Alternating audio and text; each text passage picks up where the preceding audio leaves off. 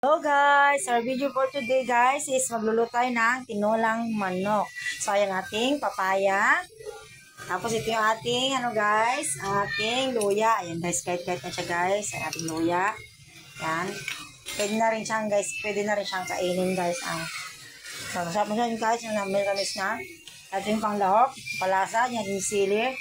Pero guys, yung mga tawag na tinola kung walang sili. Ayan guys, ang ating asin. Sibuyas, bawang guys.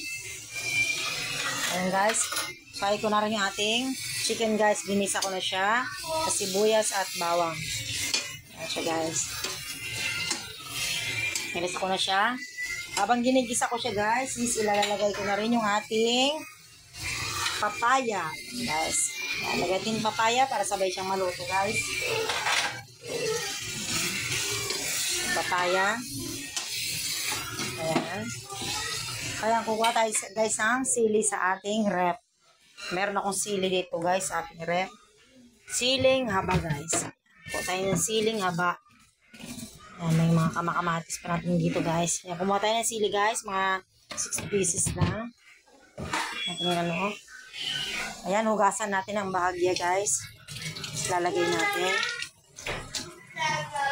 Nakalat pa yung aking pinagbalatan yan guys. So ayan ating ating chicken. Ayan, tapos ilalagyan na natin guys ng pampalasa. Ay, lagyan natin ng pamintang durog guys kasi wala tayong buo. Pero mas maganda yung musak guys kasi mas malasa siya. Ating pampalasa. Pinisin nyo guys kung anong gusto nyo ilagay na pampalasa. Konting patis. Ayan.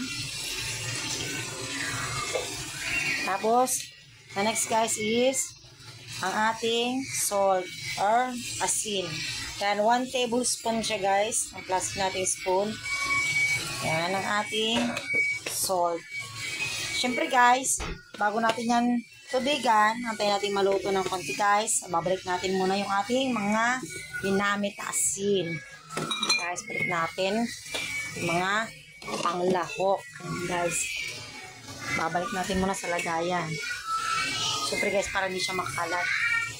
Ayan, kuha tayo ng tubig dito guys sa ating lababo. So guys, lagyan ng tubig. Talagyan muna ng siguro mga 3 glass of water guys, running water. Ayan. Balik-balik lang tayo guys kasi tayo lang nagbibideo guys, wala tayong kasama. So ayan. Yan, 2 glass of water na siya guys, na running water. So ito yung last guys. Bigyan natin ng panghuling tubig. Ay siyempre guys, sasaratin yung tubig kasi sayang naman siya guys. Kaya nagbalot ako ng pinya kanina guys. So ayan guys, 3 glass of running water guys. Ayan, lalakasan natin apoy para siya ay kumulo.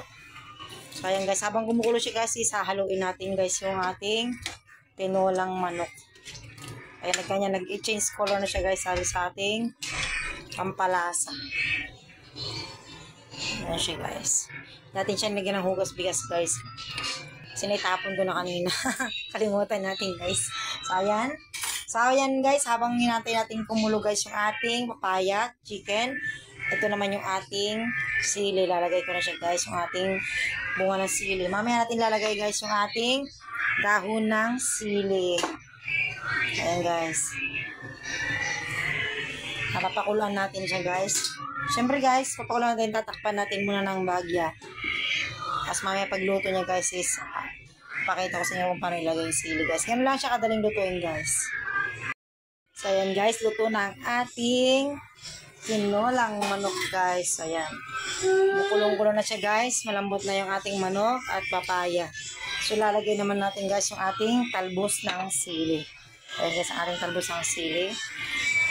Kanina may ko na yan guys. Fresh from the garden guys. Yan, kinuha ko lang sa ating palibot yan guys. Pati yung ating papaya. Guys. Pati sa ating mga tanim guys. Siyempre guys, yung manok ay hindi galing sa ating alaga guys. Kundi galing sa palengke. Diba guys? Binili lang natin guys sa pamilihan. Guys. Ayan guys, luto na. Kaya tayo guys. Thank you for watching.